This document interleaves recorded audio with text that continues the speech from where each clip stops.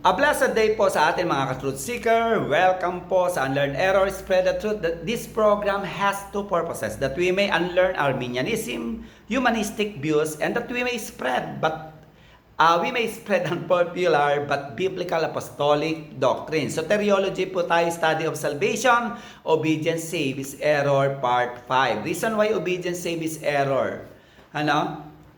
Diniscuss na po natin yung reasons number 1 to number 4.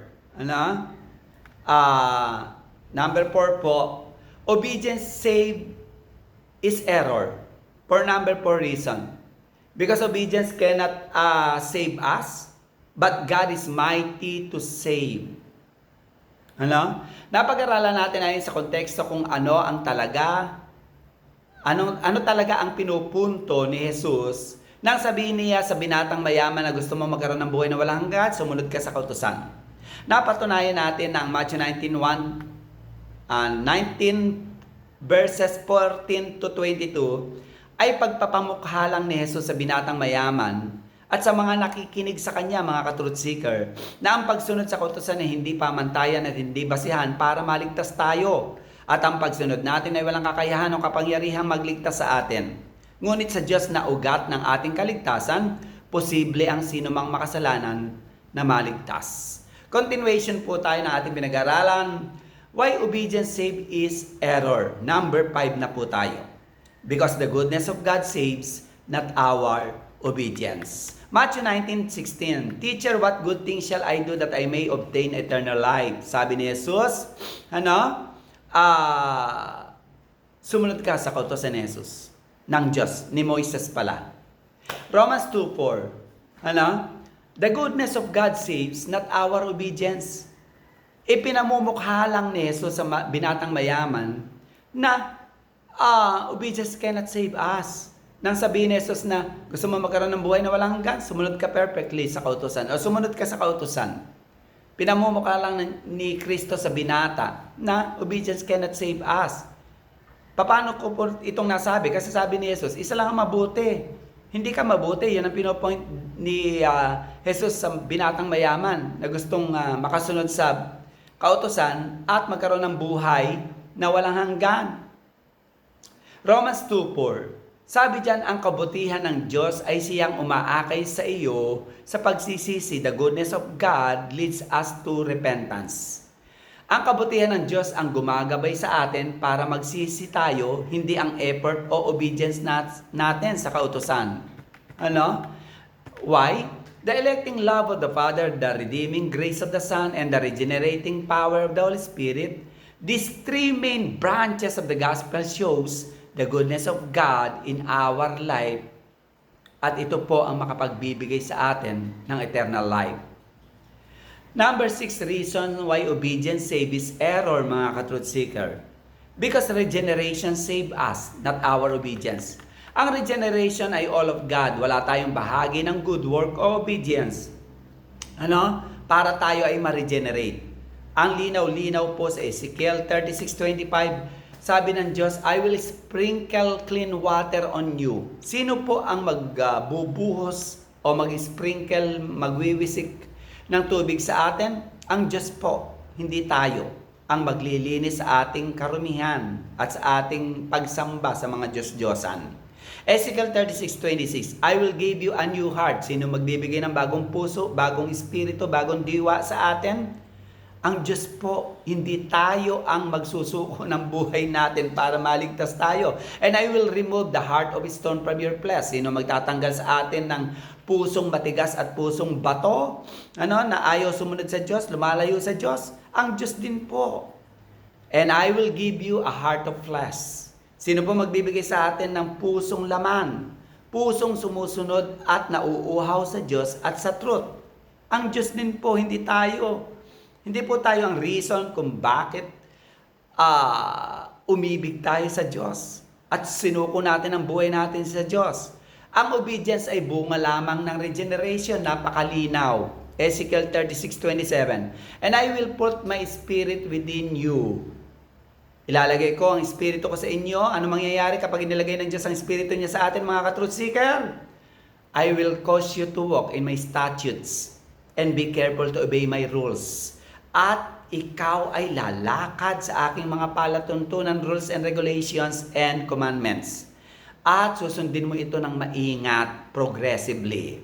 Ezekiel 36:28, I will be your God, at gagawin mo akong Diyos mo. Ako ang sasambahin mo at kauuhawan mo higit sa lahat ng bagay. Ezekiel 36:29, I will deliver you from all your uncleanliness. Ililigtas kita, palalayain kita sa lahat ng iyong karumihan. Sino maglilinis sa atin? Ang Diyos. Ang tanging contribution lang po natin sa regeneration o salvation ay kasalanan at magkasala. Ezekiel 36:31, then you will remember your evil ways and your sin and your deeds that were not good. The only contribution we have in the salvation of God is sin and to sin. And you will loathe yourself for your iniquities and your abomination. Malulungkot ka sa iyong kasamaan at sa iyong karumihan. Ezekiel 36:32, it is not for your sake that I will act. Hindi dahil sumunod ka sa akin, may contribution ka sa akin, nanampalataya ka sa akin, kaya ako ay kumilos para i-regenerate ka. So napakalinaw. Sabi diyan, let that be known to you. Dapat malaman mo ito. Ang regeneration ay nagbumula sa langit, walang bahagi at hindi nag-uugat sa tao o sa mabuting gawa o obedience natin. Napakalinaw po. Number 7, why obedience save is error. Because number 7 reason Christ's obedience saves, not our obedience. Romans 5:19, napakalinaw po, sa pamamagitan ng pagtalima ng isa ni Jesus ay magiging matuwid ang lahat. Only God's standard of perfect obedience saves, not our righteousness or our own idea of perfect obedience. Kahit nasabihin pa natin na perfectly nakasunod si Zacarias at Elizabeth sa kautusan sa pamantayan ng tao, ang perfect obedience nila ay may bahid, tainted, corrupted by sin pa rin. Kaya hindi basis, hindi cause, hindi condition ng pagkaligtas natin ang so-called perfect obedience natin. Actually, ang saving grace ng Diyos ang nagligtas kay Job, kay Noah, at kay Zacarias. Hindi ang so-called perfect obedience natin. At ang so-called perfect obedience nila. Job 1:1 verse 1, Job 8:1-8, Job 2:3, Genesis 6:9-8, and Luke 1:6-74, 77, and 78. Napag-aralan na po natin ang saving grace na nakapaloob ang mercy ng Diyos. Ay tinatawag na gospel ng Diyos. Ito ay ang electing love of the Father, redeeming grace of the Son, at regenerating power of the Holy Spirit. Si Job, bagamat hindi perpekto, mga ka-truth seeker, sa kanyang pagsunod, maraming time na inakusahan pa nga ni Job ang Diyos ng wrongdoing. Na kesyo ang Diyos ay hindi makatarungan. Job 27:2. At marami pang akusasyon laban sa Diyos. Job 6:4, 34, 35, 35:16. Ngunit idineklara pa rin ng Diyos na perfecto at blameless si Job. Bakit po? Dahil sa perfect obedience ni Job? Hindi.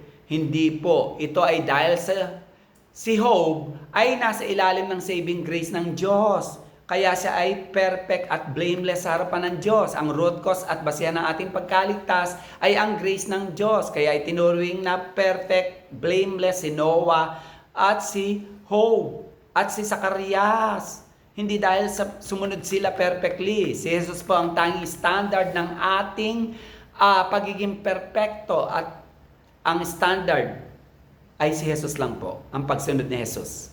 Relevance po, challenge ng ating pinag-usapan, ang mga nasa ilalim ng covenant of grace, saving grace ng Diyos, ay naturalesa ang susunod sa Diyos. Bagamat hindi perfecto ang pagsunod natin sa Diyos, ay progressively susunod tayo sa Diyos.